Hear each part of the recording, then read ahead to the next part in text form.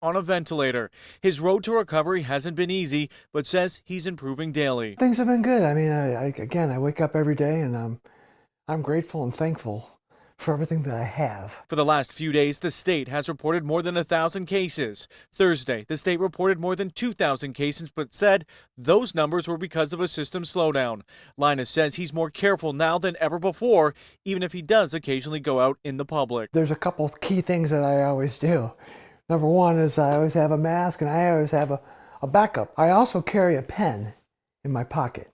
I'm scared, So I bring my own pen and I always have a bottle of the Purell or some sort of sanitizer. WXYZ Chief Health Editor Dr. Parthanandi says this could be the beginning of a second wave and people shouldn't let their guard down. It's an opportunity again to let people know it's not over, right? It's not over. People may just be lulled to sleep or just get COVID fatigue, but it's really time to even be more vigilant. Dr. Nandi says just because you tested before doesn't mean you're immune.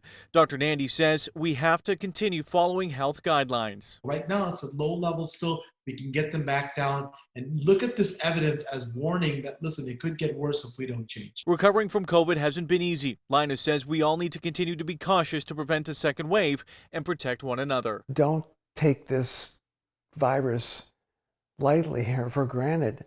You got to protect yourself. You have to protect your family. Linus is doing a lot better since I interviewed him back in August. Now, the best thing, again, you can do to protect yourself, protect your family, and prevent the spread of COVID-19, wash your hands with hot water and soap, practice social distancing, and probably most important, wear one of these, a mask. Reporting live tonight in Nova, I'm Alan Campbell. Carolyn, back to you. So very important. We've got to remember it all. Thank you so much, Alan, for the live report. Dave. Tonight, another man charged in the plot to kidnap the governor is facing extradition to Michigan. New video shows the area where 51-year-old Brian Higgins lives in Wisconsin Dells, Wisconsin. He is the 8th man the Michigan Attorney General's office has charged with providing support for terrorism. A state police affidavit says Higgins helped members of the extremist group Wolverine Watchmen spy on Whitmer's vacation home by providing night goggles. Well, the exposure of the plot has put a spotlight on the rise of militia groups like the Watchmen. Members have been among those who protested the governor's lockdown orders this spring. An expert on extremism from the University of Michigan talked about it tonight in the Upfront segment on 7 Action News at 7. I would say that on some level, these groups were emboldened in the context of the pandemic. Many of them were protesting the public health measures that were laid down in our state and in other states. And they also view this as a very consequential election and want to get out there.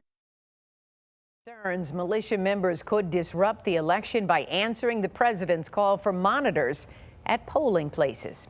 Several of the suspects in the plot against the governor are due in court tomorrow in Grand Rapids. Join us for complete coverage here on 7 and, of course, at WXYZ.com.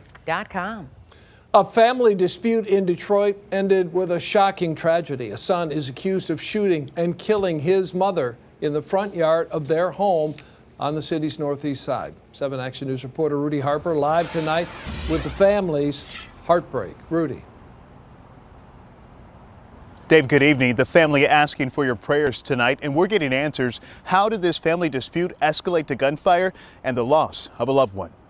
She was more than a friend. She was my sister. Latasha Fields, described as a caring mother of 4, her best friend can't believe she's gone and how her life was cut short. Biggest heart you could ever meet on a person. Great mom. She was a wonderful mother. She was a wonderful friend. She was dedicated to her children all the way. It's just tragic. Fields was shot outside her home near the intersection of Longview and Gunston Monday evening around 7. Family members say shots were fired after an argument and Fields was caught in the line of fire. Her daughter says her 19-year-old brother was behind the trigger. A horrible family dispute. Shots was fired,